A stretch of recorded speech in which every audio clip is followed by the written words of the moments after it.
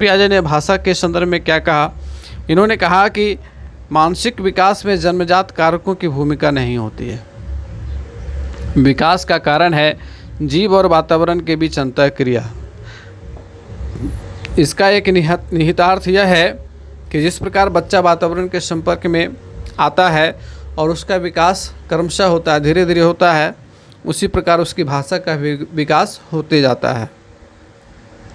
पियाजे के अनुसार सीखने के संदर्भ में आत्मसातीकरण और समायोजन की प्रक्रिया महत्वपूर्ण होती है। ठीक है,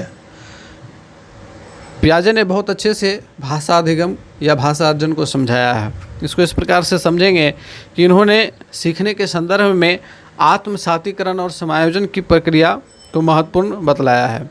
एक उदाहरण इन्होंने दिया, कहा कि एक बच्चा अपनी माँ के साथ बाज़ार जाता है। वहाँ वह एक गाय को देखता है पहली बार और उसकी माँ उसी समय गाय की ओर संकेत करते हुए कहती है कि देखो गाय आ गई। अब बच्चे के मन में गाय की छवि बनती है। उस जानवर को उसकी माँ ने गाय कहा, तो अब वह गाय की छवि को समायोजित कर लेता है। ठीक है, बच्चा गाय की छवि को गाय के नाम से समायोजित कर लेता है, संयोजित कर लेता है। अब देखेंगे कि यानी कि बच्चे की बौद्धिक संरचना में गाय की छवि और ध्वनि अपना स्थान ले लेती है। उसकी अवधारणा, गाय की अवधारणा अब ध्वनि के रूप में बच्चे के मन में बैठ जाती है। पियाजे के अनुसार यह छवि एस्कीमा कहलाती है। क्या कहलाती है? एस्कीमा कहलाती है। आप इस चीज़ को सीडीपी में भी पढ़ोगे, बाल विकास में भी पढ़ोगे पियाजे के सिद्धांत को, तो उसमें भी आप लोगों को पढ़ना पड़ेगा। एस्कीमा क्या होता है, आत्मसातीकरण क्या होता है, समायोजन क्या होता है, तो ये सारा टॉपिक अभी तुरंत क्लियर हो जाएगा। तो बच्चे के अंदर जो छवि बन गई किसी भी चीज़ को लेकर के, किसी भी वस्तु को लेकर के, तो वह छवि क्या कहलाई? एस्कीमा कहलाई। बच्चा अपनी बौद्धिक संरचना के आधार पर उसे आत्मसात कर लेता है। इस प्रक्रिया को आत्मसातीकरण कहते हैं। अब बच्चा कुत्ता, बैल, बिल्ली आदि को देखता है और उसे भी गाय कह करके ही संबोधित करता है। उसे नहीं पता है कि वो कुत्ता है वह या बिल्ली है या कुछ भी है, उसे लगता है कि वह गाय ही है।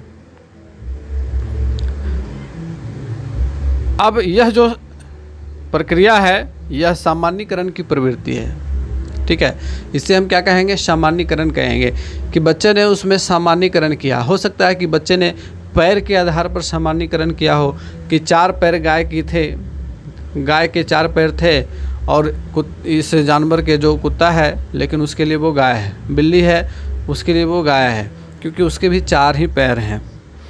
तो बच्चे ने गाय और शेष जानवरों में संभवतः पैरों के आधार पर सामान्यीकरण किया, हो सकता है।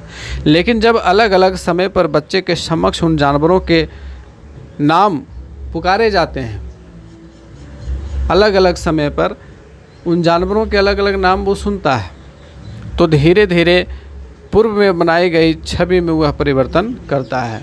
अब वह अपने अंदर जो छवि उसने बना करके रखी थी उसमें वह परिवर्तन स्वतः करता है।